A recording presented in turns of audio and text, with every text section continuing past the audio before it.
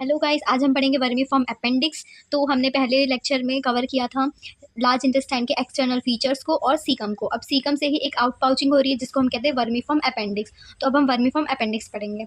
The appendix is a narrow muscular tube containing a large amount of lymphoid tissues. जो appendix होता है ये narrow होता है और ये एक नैरो मस्कुलर ट्यूब है जिसके अंदर में लार्ज अमाउंट में लिम्फॉइड टिश्यूज जो होते हैं वो प्रेजेंट होते हैं। ठीक है, अब ये आपको आउट पाउचिंग दिख रही है तो ये वर्म लाइक भी दिख रहा है। तो ये वर्म लाइक डायवर्टिकुलम होता है जो कि सीकम के पोस्टेरोमीडियल एस्पेक्ट से निकलता है। मीन्स ये इसका पोस्टेरियर पीछे से निकलता है और मीडियल साइड से निकलता है थोड़ा। तो इसको जो वर्मीफॉर्म अपेंडिक्स है ये सीकम के पोस्टेरोमीडियल एस्पेक्ट से अराइज होता है। ठीक है, it is worm-like diverticulum arises from posterior-medial wall of cecum and about 2 centimeter below the ileocecal orifice. It means यहाँ पे स्मॉल इंटेस्टाइन की कॉइल्स होती है। स्मॉल इंटेस्टाइन का जो लार्ज पोर्शन होता है उसको कहते हैं इलियम। तो इलियम की जो टर्मिनल कॉइल्स होती है वो लार्ज इंटेस्टाइन से कनेक्ट होती है। तो इलियोसिकल ऑरिफाई इलियोसिकल जंक्शन बनाती है। तो उस इलियोसिकल जंक्शन के 2 सेंटीमीटर नीचे से ही वर्मीफॉर्म अपेंडिक्स जो है वो अराइज होता है।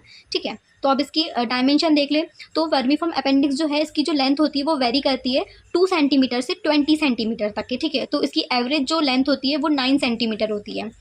The length varies from 2 to 20 centimetres and इसकी एवरेज लेंथ होती है 9 सेंटीमीटर एंड डायमीटर अगर हम देखें तो 5 mm होती है। फिर वर्मीफॉर्म अपेंडिक्स जो होता है ये चिल्ड्रंस में लॉन्गर होता है एज कम्पेयर टू एडल्ट्स। ठीक है, तो ये तो इसके जनरल चीज़ें हो गई। लेकिन इसकी जो पोजीशन अब जो हम पढ़ने वाले ना इसको आपको बहुत कंसंट्रेशन होकर के सुनना है।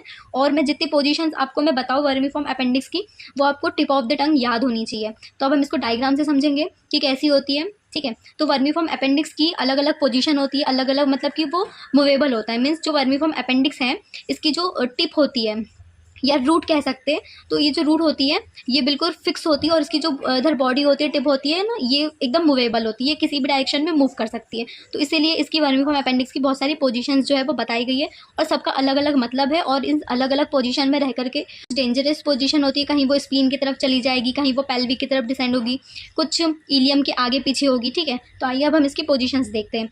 तो अगर हमारा जो अपेंडिक्स है वो सबसे पहले अपवर्ड जाएगा और अपवर्ड जाकर के अगर उसने राइट टर्न ले लिया है तो इस पोजीशन को हम कहते हैं पैराकोलिक पोजीशन या फिर इसको कहते हैं 11 o'clock पोजीशन।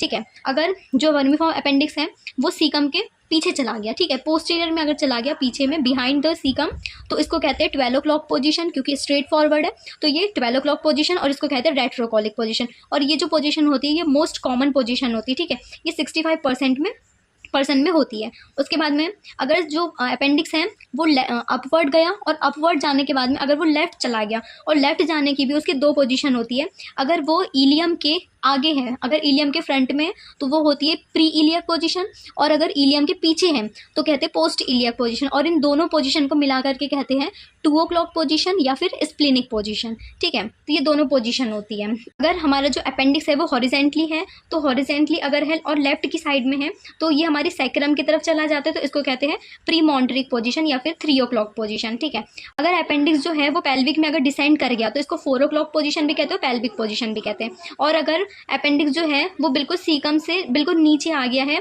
एकदम इनग्वाइनल लिगामेंट की तरफ आ गया है, तो इसको मिड इनग्वाइनल भी कहते हैं और 6 o'clock पोजीशन भी कहते हैं। तो ये इसकी 6 पोजीशंस है जो आपको याद रखनी है और देख करके आप बताना चाहिए कि ये ऐसी पोजीशन। तो हमने वर्मीफॉर्म अपेंडिक्स की सारी पोजीशन देख ली, हमने इसे याद भी कर ली। अब हम दूसरा टॉपिक पढ़ेंगे जो कि अपेंडिकुलर ऑरिफिस।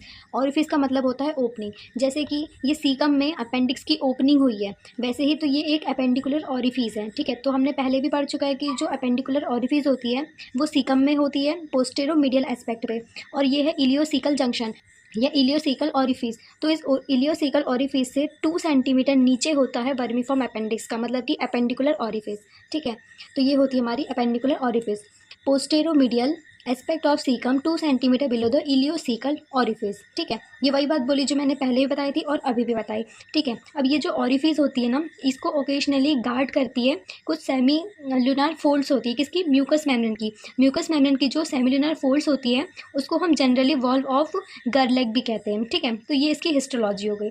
फिर एक मोस्ट इंपॉर्टेंट पॉइंट इसमें आता है वो क्या है कि जिसको कहते हैं मैकबर्ने पॉइंट। अब मैकबर्ने पॉइंट क्या है कि देखो जो ये सपोज ये हिप बोन है, वैसे तो हिप बोन है नहीं बट आप इमेजिन कर सकते हैं हिप बोन का ये है इलियक रीजन। और हिप बोन जब आपने पढ़ी होगी तो आपने देखा होगा कि उसमें यहाँ पे एंटीरियर सुपीरियर इलियक स्पाइन होता है। तो एंटीरियर सुपीरियर इलियक स्पाइन से, और ये अम्बलाइकस रीजन है, तो एंटीरियर सुपीरियर इलियक स्पाइन से अम्बलाइकस तक के एक इमेजनरी लाइन हम ड्रॉ करते हैं। तो उसका इधर से मिडिल 2/3, तो मिडिल 2/3 और लेटरल 1/3, तो मिडिल 2/3 और लेटरल 1/3। सपोज ये हो गया इधर से मिडिल 2/3 और इधर से लेटरल 1/3, तो ये जो जंक्शन है इसको हम कहते हैं मैकबर्ने पॉइंट। ठीक है, ये कहाँ से होता है? एंटीरियर सुपीरियर इलियक स्पाइन से अम्बलाइकस तक के एक इमेजनरी लाइन ड्रॉ होती है, उसमें से मिडिल 2/3 और लेटरल 1/3 का जो जंक्शन होता है वही होता है हमारा मैकबर्ने पॉइंट। और जो मैकबर्ने पॉइंट है इसमें आपको 3 चीज़ें याद रखनी है। उसकी ट्रिक है PVT, मीन्स अगर मैकबर्ने पॉइंट में अगर बहुत ज़्यादा पेन होता है, अपेंडिसाइटिस होता है, मतलब कि अपेंडिक्स में इन्फ्लामेशन होता है, तो बहुत ज़्यादा एक्सट्रीम लेवल का पेन होता है,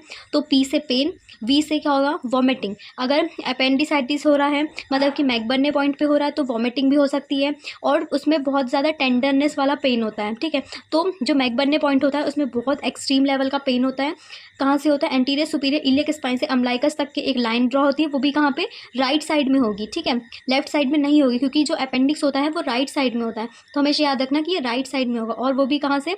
मिडिल 2/3 एंड लेटरल 1/3 का बीच का जो जंक्शन होता है वही होता है McBurney point. MC Burney point, McBurney point. ठीक है, फिर इसका पेरिटोनियल रिलेशन देख लेते हैं। तो appendix is suspended by a small triangular fold by peritoneum. जो अपेंडिक्स होती है उसमें स्मॉल ट्रायंगुलर फोल्ड होती है, किसकी? पेरिटोनियम की। अब पेरिटोनियम की फोल्ड है किस पे? अपेंडिक्स पे, और ये एक मिजेंट्री है तो सेम ही है, मतलब कि स्मॉल फोल्ड है तो सेम ही बोल सकते हैं, तो इसको कहते हैं मेजो अपेंडिक्स या अपेंडिकुलर मिजेंट्री। ठीक है, तो जो पेरिटोनियल रिलेशन में देखेंगे तो अपेंडिक्स में स्मॉल ट्रायंगुलर फोल्ड होती है पेरिटोनियम की, जिसे हम कहते हैं अपेंडिकुलर मिजेंट्री। ठीक है, तो ये हमारा पेरिटोनियम रिलेशन हो गया। अब अगर हम इसका एट्रियल सप्लाई देखेंगे तो इसकी आर्टरी होगी अपेंडिकुलर आर्टरी, और ये ब्रांच होती है सुपीरियर मिजेंट्रिक आर्टरी की ब्रांच होती है। ठीक है, फिर वेनस ड्रेनेज देखें तो अपेंडिकुलर वेन आएगी, ये भी सुपीरियर मिजेंट्रिक वेन की ही ब्रांच होती है। लिम्फेटिक ड्रेनेज देखें तो सुपीरियर मिजेंट्रिक नोड्स प्रेजेंट होंगे, इसमें भी इलियोकोलिक नोड्स होंगे और अपेंडिकुलर नोड्स भी होंगे।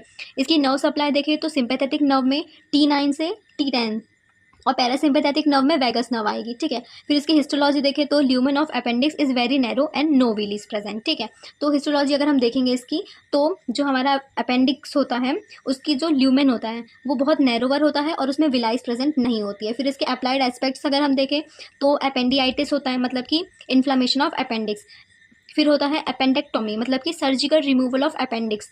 ठीक है, फिर डायग्नोस कैसे करेंगे? जो मैंने बताया था मैकबर्ने पॉइंट, तो मैकबर्ने पॉइंट वही राइट इलियक फोसा में होता है। राइट इलियक फोसा में होने से क्या होता है कि एंटीरियर सुपीरियर इलियक स्पाइन से अम्बलाइकस तक किया जाता है, उसमें बहुत टेंडरनेस आ जाती है, मैक्सिमम टेंडरनेस आती है और पेन हो जाता है और अपेंडियाइटिस हो जाता है। ठीक है, तो सबसे ज़्यादा अपेंडियाइटिस अगर मैकबर्ने पॉइंट में हुआ है तो बहुत एक्सट्रीम लेवल का पेन होता है। ठीक है, तो ये हमारा अपेंडिक्स जो है वो कंप्लीट हो गया। सो आई विश कि आपको समझ में आया हो। So thank you for watching.